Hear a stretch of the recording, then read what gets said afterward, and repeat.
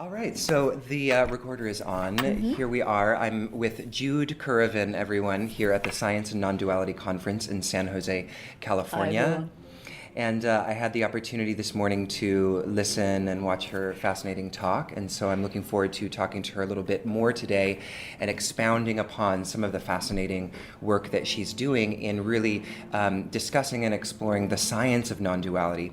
But before we get into that, Jude, you're a scientist, but also your personal background and when you were talking about 4 years old is fascinating. So I would love for you just to kind of unpack a little bit your own personal story and what led you to this work that you do. I suppose in a way, to describe it as work, you can't have this much fun with your clothes on and call it work, really. So it's whatever it is, but it's really been a lifelong quest of curiosity for me to understand the nature of reality at the deepest level that I can perceive that. And that means not just understanding, but experiencing what reality is. So, yeah, you're right. I started really at 4 years old, that I'm aware of, when a discarnate light came into my bedroom. And discarnate light? A discarnate light is unembodied. So not embodied, but just a light, rather like a sphere of light. Yeah. And slightly diffuse, came into my bedroom, and I started to hear a voice that seemed to be coming from it. And, 4 years old, what's not to think, oh, okay. Yeah, and totally normal. Totally normal. And even though, as I mentioned earlier, I grew up in the north of England, the daughter of a coal miner. Nonetheless, it was, at that age, it was normal. So I started to hear that voice. That voice started to offer information. I was fascinated right from the get-go in terms of a whole raft of things. One was, the cosmos at its highest, biggest, greatest level. The other was ancient wisdom.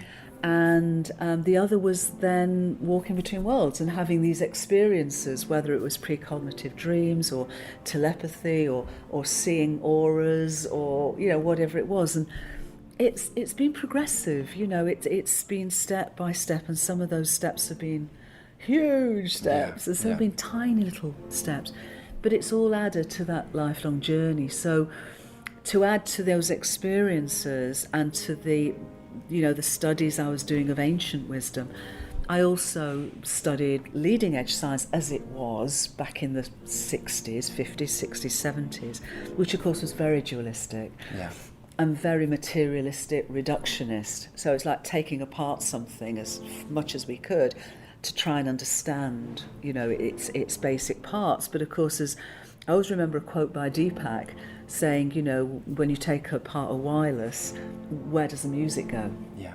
And I was finding that although the science was really helpful, it was very limiting as well, but it offered a language that was far more acceptable as I went forward than the experiential understanding that I was having, and the ancient wisdom that, of course, in those days was really dishonoured. It was really, oh, well, what do they know? We're far more sophisticated, we know far much. And of course now we understand that they had profound insights that we're really not just discovering. I think we have moved forward. But we've not moved as forward or as far away from those ancient intuitive perceptions of the nature of reality. So now it seems to be all coming together, and after a lifelong journey for me of 60 years, I'm excited that it is all coming together, because it needs to, because our materialistic, the appearance of separation that goes along with duality-based perception has really brought us to the edge of catastrophe, in my view. Absolutely. And it's only by remembering and, bringing together all of this understanding and seeing the deeper nature of reality and realizing that it is unified and yet wonderfully diverse. And I think that offers us the inspiration and empowerment to transform a potential breakdown into a possible breakthrough. I love the way that you use the word remembering, because you're implying that there was a dismembering almost that's taken place. And you mentioned that a little bit in your talk this morning about the physics, the modern physics before it sort of moved into this more contemporary physics, of really offering a kind of dismembered view of reality. Can you explore that a little bit more, of what that means? Yeah, well, it really goes back to the time of Copernicus, Galileo Copernicus, and the sort of almost stranglehold the religious authorities had, the church authorities had, on any exploration of reality. And some very, very brave people, started to sort of try and move forward in terms of understanding what our universe is about. And of course, our universe then was much, much smaller in that perception. Yeah. But I think what happened then is there was probably an implicit and an explicit agreement that the church authorities would deal with anything that wasn't physical, and that the early scientists and people like Copernicus and Galileo and Kepler and onto Newton and beyond were okay as long as they limited what they were looking at to the physical world. And so for good or for ill, a schism happened, between spirituality, but of course then it was primarily very, dogmatic, authorized religious beliefs. Yeah. And this nascent scientific exploration of the nature of reality. But by limiting it to the physical realm, the Newtonian worldview, and to be fair to Newton, he was probably the last alchemist. Yeah. So, he was writing and not telling anybody about all the other stuff he was doing. Yeah. But in terms of the physical realm, it was very much that mechanistic and yet beautifully ordered, great beautiful clockwork universe. And that Elegant, went on. Yeah, elegant. And that went on really until the end of the 19th century, where the realization came that was itself too limiting. And then the quantum theory and relativity theory came along, and instead of sort of absolutes, space and time and separate objects, a whole bigger sense of what might be the nature of reality began to emerge, of relativities and relationships and dynamic interrelationships and processes, rather than separate things and absolutes. The problem is, though, that was still very much, even though those theories required a non-physicalized substrate, as it were, to how the universe arose, that part of it was very much literally kept under the surface. And also the implications of what quantum theory and relativity theory were showing us, that, the observer and the observed are not separate, and that our universe is non-locally interconnected at the most basic level for quantum mechanics to work at all. Yeah. Those were sort of pushed to one side. And it was almost like the Newtonian mindset had been carried into, regardless of what we were being shown by the discoveries of 20th century science. So after a while it seemed that instead of really delving into the philosophical implications of what was being discovered, that was pushed to the side, and almost it became technological, because those discoveries were offering amazing new insights into technological possibilities. And that really has been the direction of travel until now. So the 20th century scientific revolution is and was incomplete. And it wasn't just incomplete because quantum theory and relativity theory seemed to be incompatible, because quantum theory has no notion of time, and relativity theory, space-time is not quantized. It's not just that, it's not even when dark matter and dark energy came to an understanding, partial.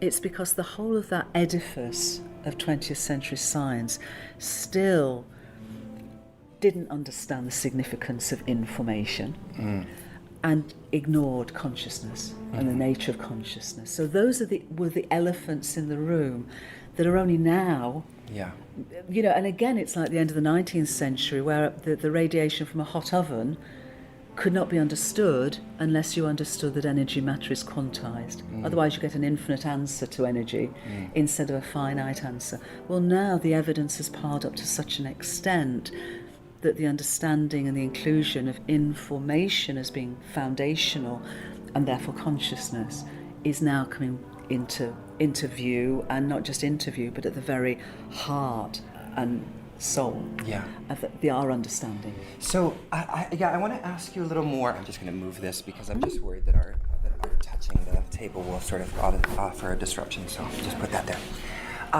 So I thought it was so interesting, the concept of information as you brought it up, but it sort of it provoked a lot of questions for me because when I hear information, it makes me think a little bit of kind of the computational models of reality that we're seeing by a lot of scientists. But I feel like that's not what you mean. The idea that like consciousness can be reduced to a kind of like computer algorithm, that seems like that's not what you're saying. So can you kind of distinguish what you mean by that, like fundamental information from maybe, something like that is the more computational view of reality? Absolutely. Well, first of all, really going back to what Einstein said, that the universe is as simple as it can be, but no simpler. What we know pretty much now, all the cosmological evidence is showing that our universe is finite in space and time. It had a finite beginning 13.8 billion years ago at its smallest scale, not infinitely small, but Planck scale, really tiny but still finite, with the minimum information it needed to basically enable it to exist and evolve. So those laws of physics are, in fact, if you like, instructional algorithms enabling our universe to exist and evolve. But they're so beautiful and they're so fine-tuned, and our universe began in such a minimum level of informational entropy, and I can come back to that it was the perfect start to a perfect universe that just has been evolving ever since. But because of that, we are able to understand that quantization of energy matter is the simplest way in which finite energy and matter can interrelate, okay? But we also know that actually the size of that quantization, the amount of information, the quarks and the electrons of those subatomic entities themselves embody a lot of information of how they exist, how they interrelate. So now what we understand, both from the study of black holes, the study of the informational content of a star that forms a black hole, that it really is digitized information, the same information that we can describe any object in terms of. The same information that when we bathe an object in light and then recreate that light and on a two-dimensional film and then put another beam of light through, that forms a hologram. The information that we can create virtual realities from is exactly the same as the digitized information that's held at the most tiny pixelated scale of our universe, which is the Planck scale. So from black holes to the whole universe, what cosmologists are coming to the view of is that all that we call 3D-ness is actually a holographic projection from the boundary of our universe. Consciousness projecting itself into an exploration of itself as our universe exists and evolves. It so happens that digitized information is the simplest and yet the most universally useful way of expressing the thought form and the myriad of thought forms that make up our universe, our universe soul, as a finite thought form in the infinite mind of the cosmos. So it's not that our universe is a simulation. It's not that what we're calling the information, which is more fundamental than energy and matter and space and time, it's just that that is the simplest way of expressing that diversity of expression. It's the simplest, most effective, most versatile way of doing it. Now, one thing that I noted that was really interesting and beautiful was your way of describing not the Big Bang, but the big breath. Now, what's at stake in that difference for you? And can you unpack a little bit more of what you mean by the beginning of the cosmos as an exhalation? Well, how does it feel to you? If you say big bang and then you say big breath, how does the bang feels violent and like warlike? Yeah, it's like explosion, like an explosion. Yeah, chaos. Yeah, very patriarchal, like like a bomb went off. Exactly. Yeah. And what does a big breath feel like? It feels like the exhale of creation. Yeah. Expansiveness, and that beautiful, exquisite feeling of just. Yeah. It's exactly that. And also it honours the ancient perspective of the breath of Brahma as being the expression of our universe. Yeah. So in all those ways, and also continuation, because when we talk of Big Bang, it's like that initiating chaos. But when I talk about the big breath, that's a continuing out-breath of creation. Yeah. And so So when you think about the beginning in that way, or the first exhalation, if we can call it that, obviously when we try to get under that or before that, we resort to metaphor and mythology. So what to you appeal to when you explain that first emergence of the cosmic exhale? Well, it's very interesting because obviously if you like a scientific sense, this is very, very speculative. Yeah. But again, going back to ancient perspectives, this is more like finite, universes or universe souls as finite thought forms in the infinite and eternal mind of the cosmos. I mean, so many philosophers, including Max Planck, after whom we named the Planck scale, this basic pixelation, this informational pixelation of reality, talks of consciousness being primary. So it ties very much back to this concept, and Einstein, of course, referred to cosmic mind. So it's this sense of an infinite and eternal cosmos which differentiates itself. It can explore itself through finite universe souls of thought forms that have a beginning, exhale in a big breath through a life cycle, and then come to perhaps a completion where the understanding and the wisdom and the self-awareness that they have embodied and embraced and evolved dissipates back into the cosmic plenum at the end. And we have a very early perspective as to how that might be. And one of the things that I've written about in my book, The Cosmic Hologram, is that when you go back to the first moment 13.8 billion years ago of the Big Breath, the actual temperature of our universe was massive. It was something like 10 to the 32 degrees Kelvin. So what we have in our universe, as space expands, the temperature reduces. So we have both a thermodynamic process, which at the end of our universe, space is probably at or very close to absolute zero in temperature terms. But the correlate of that is our universe began at its simplest level in terms of its informational content, its entropy. And that has moved from its simplest to its most complex through that process. So it's a beautiful expansion and restatement of the two laws of thermodynamics as two laws of infodynamics. But what it shows is that as the temperature, space expands and the temperature reduces, from 10 to the 32 K, we're now at a point where space is 2.7 or thereabouts K. So we've got a measure that says how long it may well be before we get to that end point. How long do we have, Jude? Well, the latest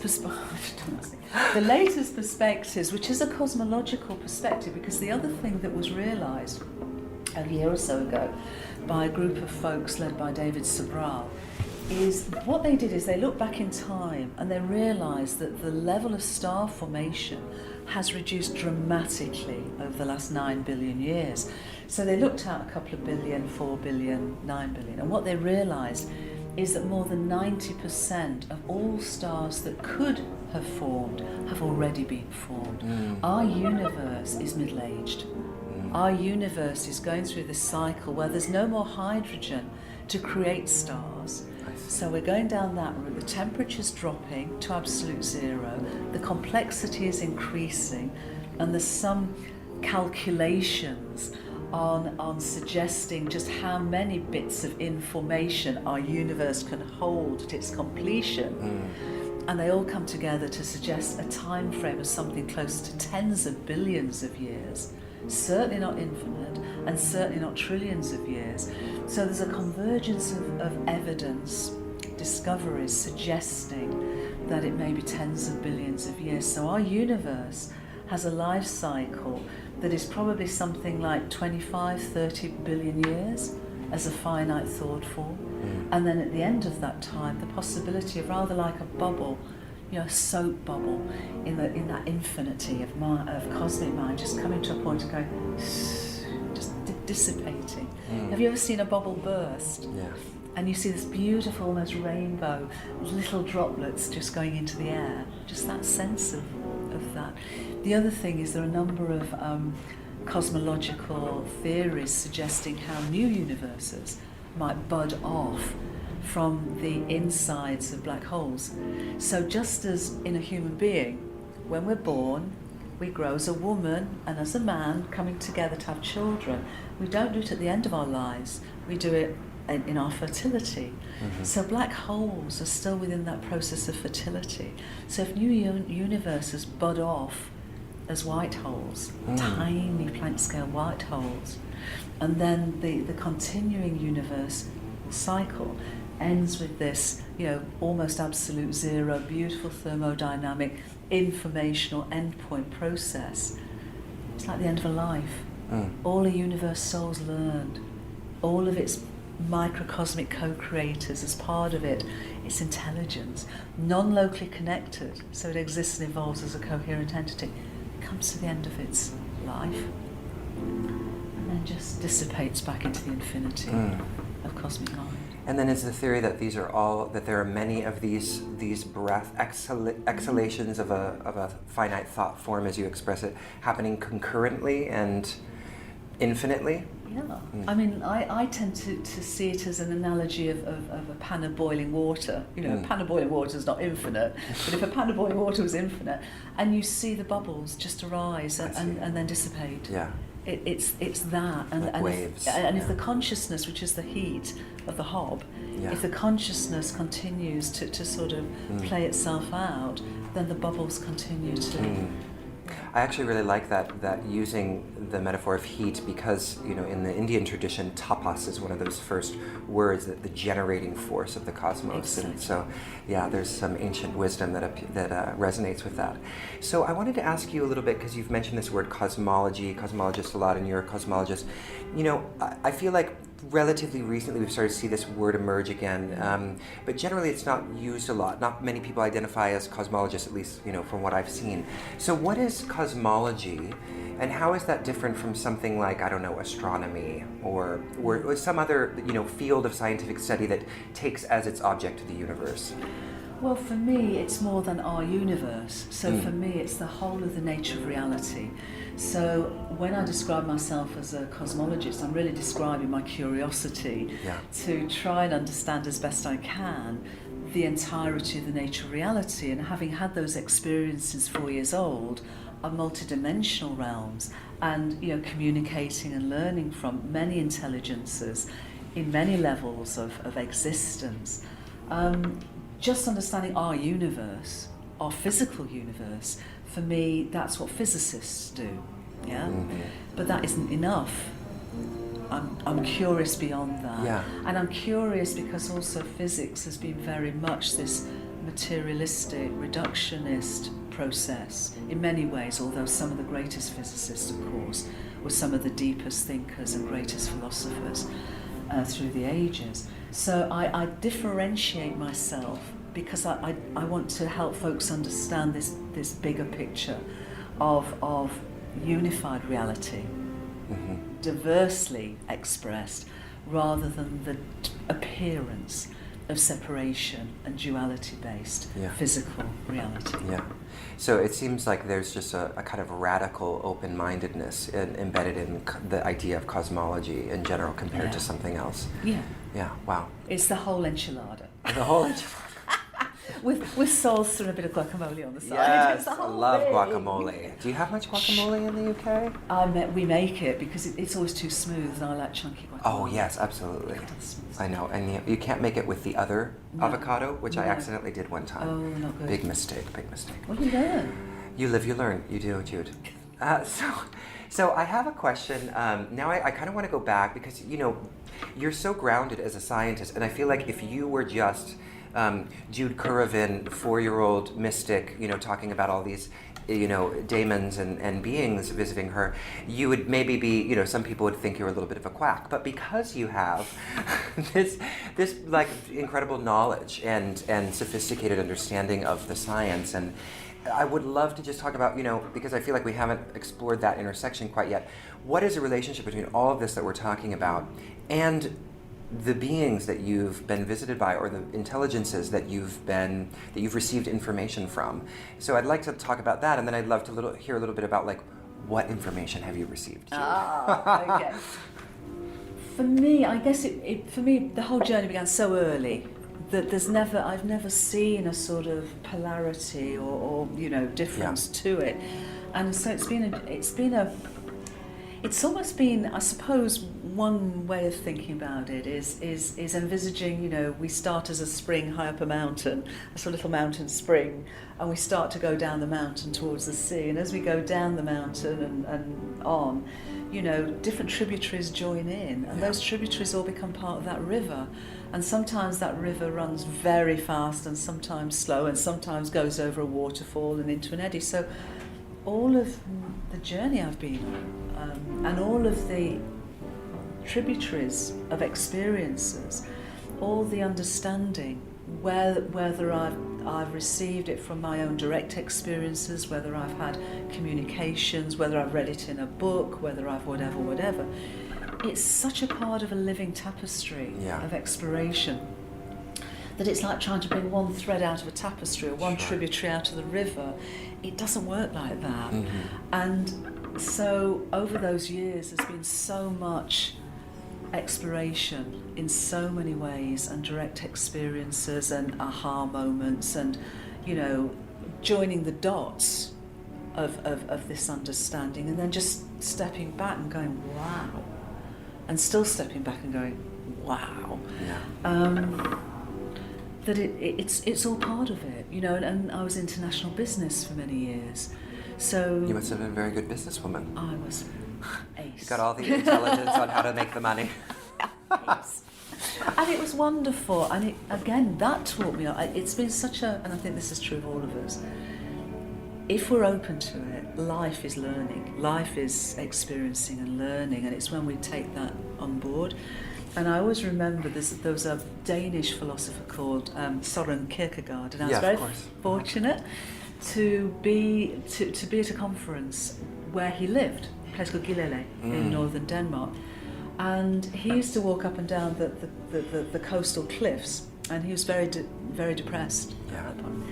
And one day he had this epiphany. He just looked out to the horizon, and you can't see Sweden or Norway, you just go out to the horizon, and the light there's extraordinary. And he just saw the light of the sky and the light shining off the sea, and it just became unity. And he suddenly had this incredible insight. So everything after that was informed by that. Yeah. It was buoyed by that. It was nurtured by that. So that's my journey in a way. Yeah. And ever so human with all of it. Yeah. Yeah, I mean, it seems that it's, rather than this idea that I could be standing at the cliffs and looking out, and something came to me from within my own being. It's like something has been offered, like gifted in a way. Yeah. And he also said we live life forward and understand it backwards. And when I was going through all the various scenic route variations, it's looking back and realising how nothing's wasted. you know, and just keep showing up and getting out of the way and allowing that immense intelligence that, you know, we're like, you know, we're floating down the stream, and this great river is just carrying us forward, and to just keep enabling, allowing ourselves to be carried. So in terms of the science, and I know we've been talking, you know, you've been talking about it the whole interview so far, but I'd like to hear a little bit about what your reflections are on, like, the state of the scientific paradigm, and how is it opening itself up to this? Do you still see a lot of pushback in terms of the orthodoxy? And then maybe segueing that into kind of a conversation about any of the science that you want to share that you think is super compelling around all these things we're talking about. I'll be happy to. It's interesting because I've not experienced any pushback against the book, and I think the reason for that is the evidence. Yeah. And it's not my evidence. You know, I cite something like 500 researchers across many fields of research, and all scales of discovery that are very much, this is the direction of travel. The nature of our universe is that it is innately informed, holographically manifest, and exists and evolves as a unified entity. Yeah? And so I've not had any pushback against that, and leading edge science is absolutely going in that direction. I think, though, there is an existential crisis in science, because science has spent the last 300 years honing the scientific method and honing it on a, however, you know, unreliable reality, on the basis that the observer and the observed are separate. You know, the whole of that scientific, materialistic, reductionist methodology is actually based on the myth of separation. And so there's a real, and also the exclusion of consciousness. So there's a real existential crisis within science, because what do you do? It's almost, you know, it's almost as though the 20th century scientific revolution, in that philosophical sense, didn't happen, because scientific method sort of tunneled through and kept on going, even though the clues were there that actually you can't do it like this because separation is illusory. So I think that's where science is at. And inevitably, as Thomas Kuhn said in Paradigm Shift, this whole concept of, you know, science progresses and paradigms progress through funerals. We don't have time for that, but, you know, people have spent their whole life sincerely and with a lot of peer group pressure, and their whole status and their whole, you know, understanding of their perspective informed by this. So what tends to happen is younger folks come in who have no reputation to bother with, and they're excited, and they just want to explore, and they just want to go where the evidence is, and hopefully there are enough of those coming forward that aren't going to get tied in and realise for them this is the most exciting era science could ever be in. Because it's the era of conscious science. So then what is some of the science supporting this understanding of reality, if you want to go into the abridged and maybe Science for Dummies version? Okay, Science for Dummies, here we go. Well, I'm a dummy, so I need it to be as simple as it can be. I'm a dummy when it comes to science. I'm like, woo, Jude. Where did that go? Flying over my head. Where did that go? Okay, we could do this. Well, first of all, we're sitting on a table, right? At a table. And we look at this table and bang on this table, and this table looks pretty solid, okay? It's not, as I mentioned in the introduction. It's literally 99.12 nines and then a percentage, no thingness. The reason it appears solid is something called the Pauli exclusion principle. And all that means is that when you get down to that very ephemeral subatomic level, there are no tiny billiard balls bouncing off each other, but what you do have are excitations in fields of force. Now those excitations, if you can think of that excitation is in that direction and that excitation is in that direction, they can't go through each other, okay? Now that's how subatomic entities work. Their spin, their so-called spin, means that they can't occupy the same space and time. So that's the sort of the appearance of being separate.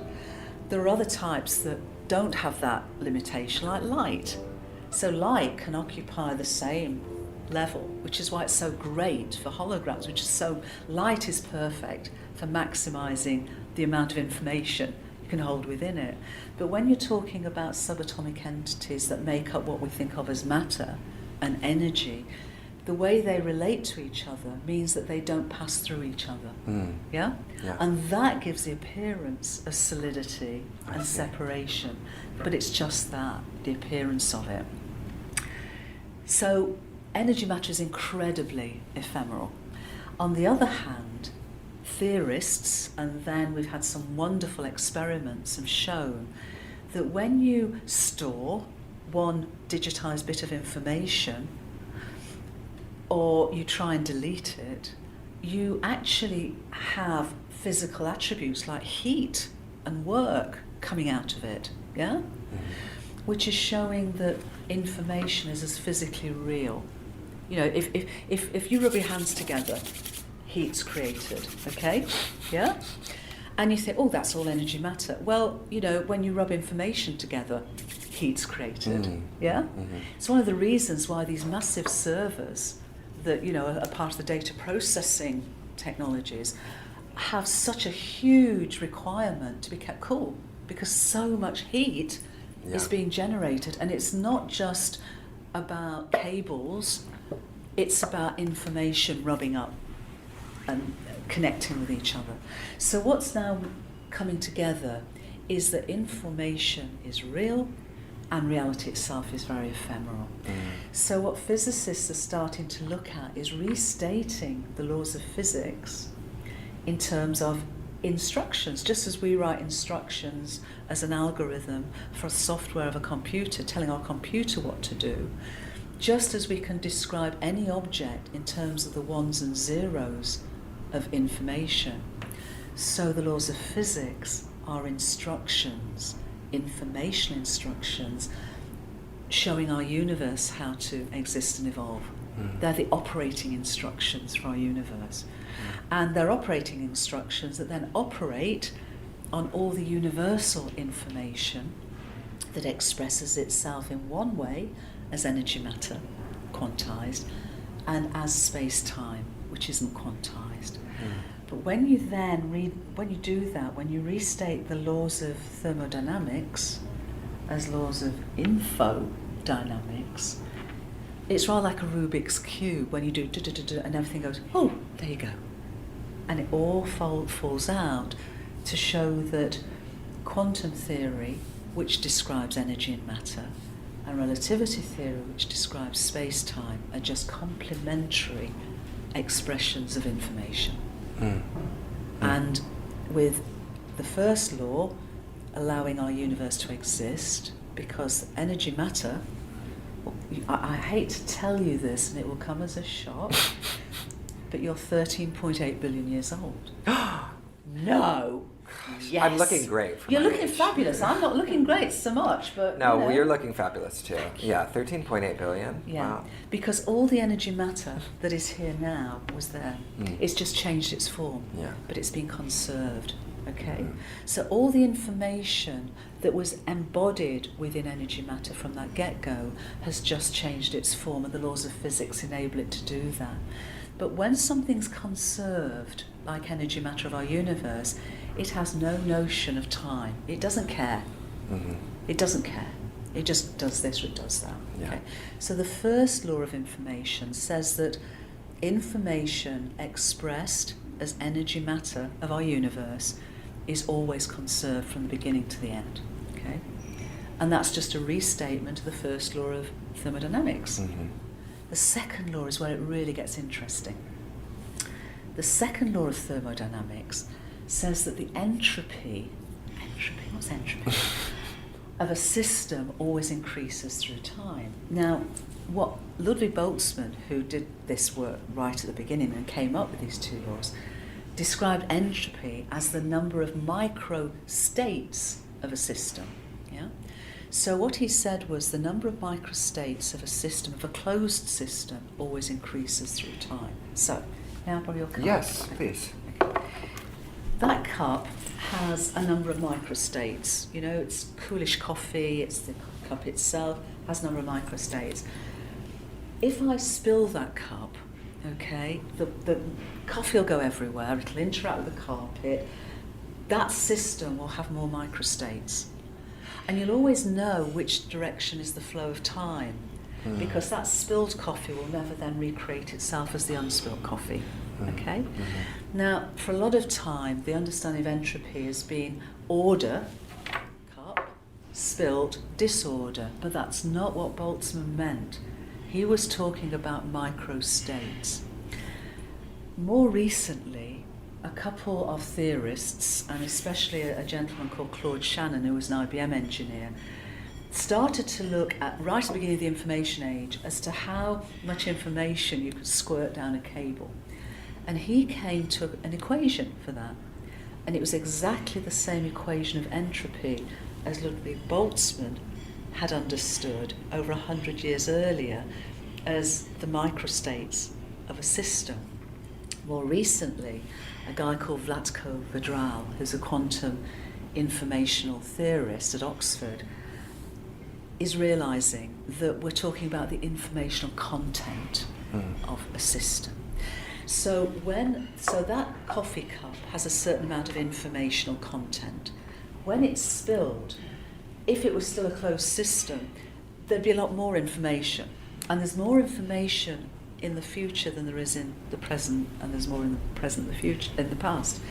So what entropy is really about is about the informational content in a system. And if our universe is a closed system, which cosmologically we're coming to understand, from the moment it began 13.8 billion years ago, as that first moment of the big breath, there's been ever more informational content in our universe.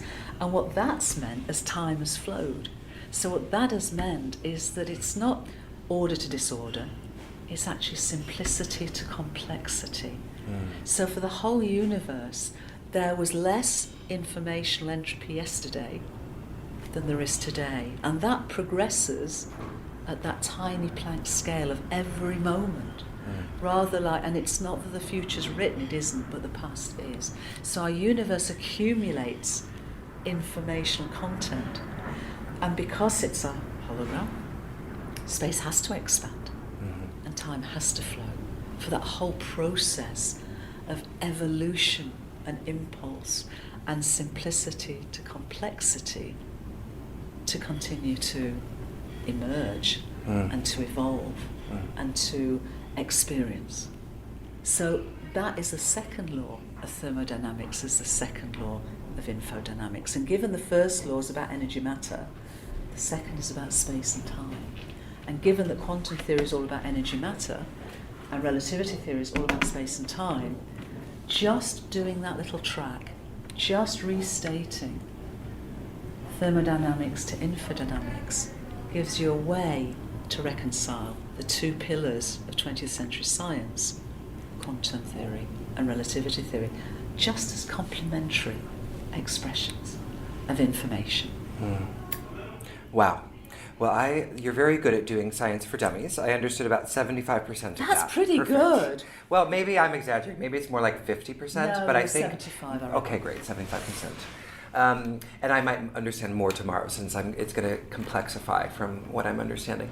So now I would love to get into a little bit about the kind of existential implications of this, because I guess first off I'm thinking of the observation that that separation is illusory, and so someone who's in a place, in a state of trauma in their lives, and sort of feels inclined at any given moment to kind of disavow their immediate embodied experience because it's too painful, could take this kind of understanding, oh well, it's all just illusory anyway, and use that as a way to kind of like tap out or to step out of their experience. So what are the implications of this science for for us. Absolutely. And, And for me, that's critical. That's Yeah. absolutely vital. Because if there was no absolute direct relevance in our everyday lives, this would just be a scientific revolution. Oh, how lovely. But the fact is, it's far, far more than that. Because for a number of reasons. First of all, I never said, and I will never say, that reality is illusory.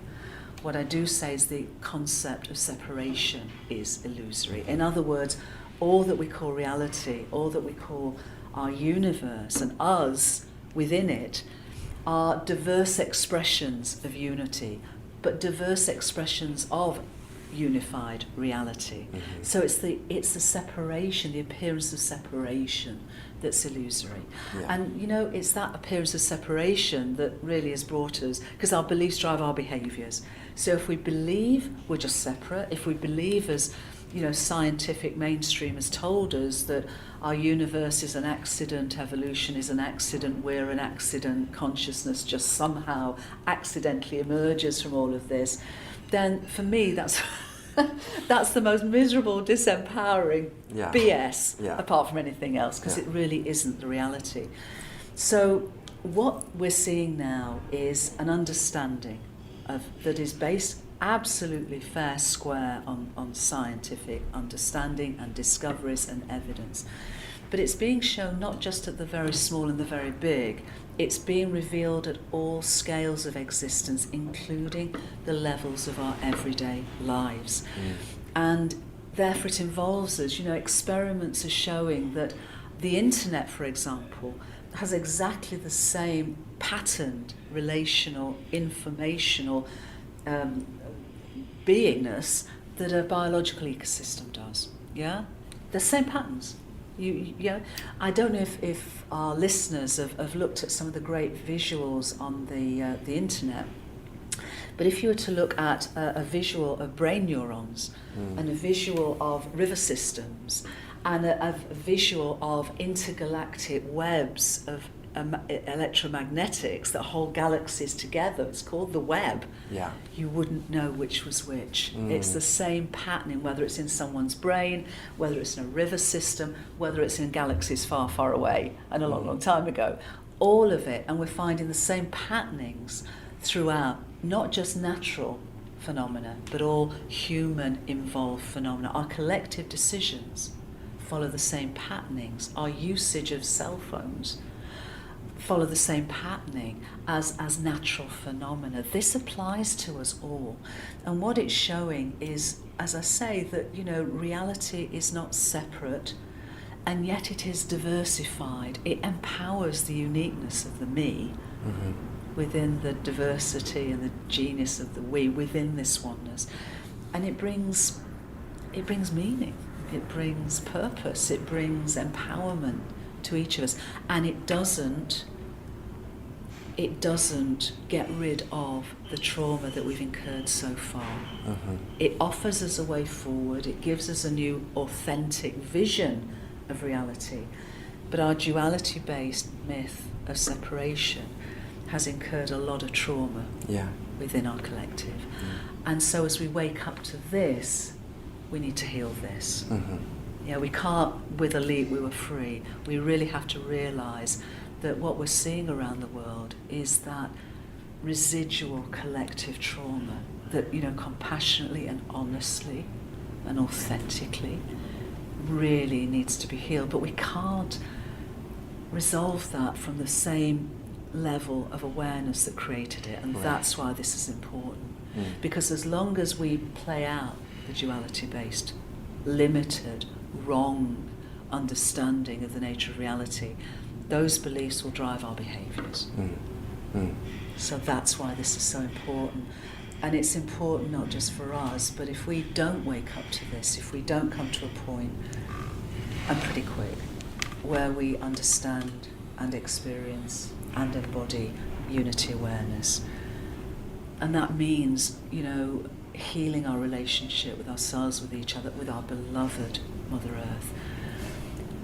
You know, what are we offering our kids and their kids? You know, for me, this is the greatest gift we can offer our children. Yeah, absolutely. Yeah, and you see, I mean, we see what the alternative would be like in the world. We're seeing it all around us every day in the media and in the political events and global events that we're experiencing. So one thing that I found in one of the articles that I read of yours, which was a lovely article that I understood a little bit of.